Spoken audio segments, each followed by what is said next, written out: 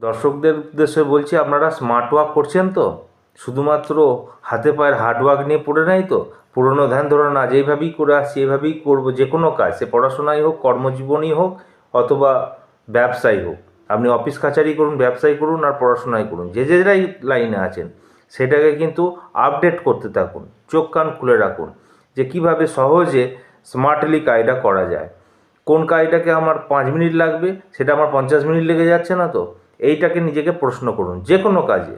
দেখবেন তাহলে বুঝতে পারবেন যে না, আমি পিছিয়ে আছি না এগিয়ে আছি। কম্পেয়ার করুন অন্যদের সঙ্গে যে ওই কাজটা অন্যজন কীভাবে করছে।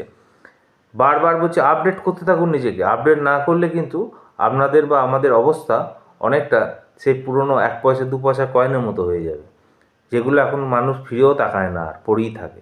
এই জন্য আপডেট করতে থাকুন, বয়স বাড়তে থাকুক, কিন্তু যে ব্রেনের ডেভেলপমেন্ট সেটা কিন্তু আপনার আপডেটিংয়ের উপর নির্ভর করবে। আপনি নিজেকে আপডেট করুন, তাহলেই দেখবেন আপনি আধুনিকতার ছোঁয়ায় বা আধুনিকতার রঙে রাঙিয়ে নিতে পেরেছেন নিজেকে।